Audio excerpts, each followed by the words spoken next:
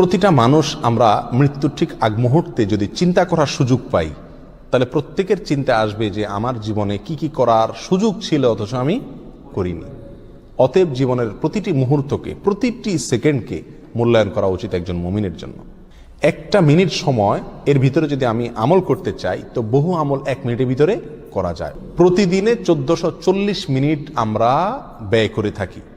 এই 1440 মিনিট থেকে প্রতিদিন যদি 1 মিনিট আমি আমল করি আর এটা নিয়মিত করি আমার মৃত্যু পর্যন্ত, ইনশাআল্লাহ দেখা যাবে আমার আমল নামায় আমলের বিশাল পাহাড় জমা হয়ে গেছে। কিভাবে সেটা, কিসে আমল আমরা 1 মিনিটের ভিতরে এত আমল করতে পারি? কয়েকটা আমরা নজির স্বরূপ বলতে পারি। 1 মিনিটের ভিতরে আমি যদি সুবহানাল্লাহ পড়ি, 1 মিনিট সুবহানাল্লাহ পড়লে 100 বার সুবহানাল্লাহ বলা যায়। এটা পরীক্ষা করে দেখা হয়েছে, আপনি পরীক্ষা করে দেখতে পারেন। সুবহানাল্লাহ সুবহানাল্লাহ সুবহানাল্লাহ গুনে 100 বার সুবহানাল্লাহ পড়তে কতক্ষণ সময় লাগে?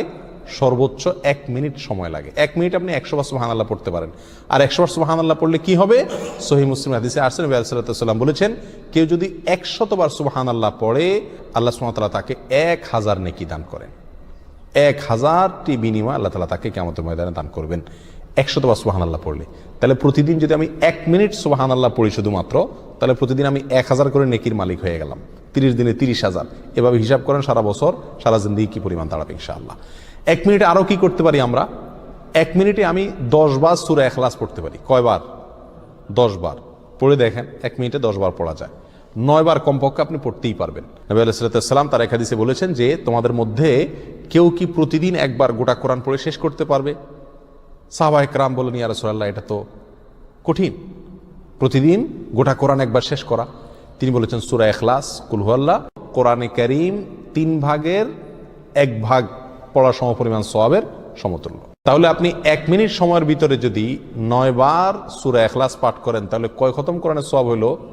3 বার কোরআন শেষ করার সওয়াব প্রতিদিন 1 মিনিটে আপনি অর্জন করতে পারছেন। আল্লাহ সুবহানাহু ওয়া তাআলা আমাকে প্রতিদিনে 1440টা মিনিট দিয়ে থাকেন। এখান থেকে 1টা মিনিট যদি আমি আমলগুলো করি এবং সারা জীবন নিয়মিত করি, আমলের বিশাল বড় পাহাড় ইনশাআল্লাহ আমার আমল নামায় যুক্ত হয়ে যাবে।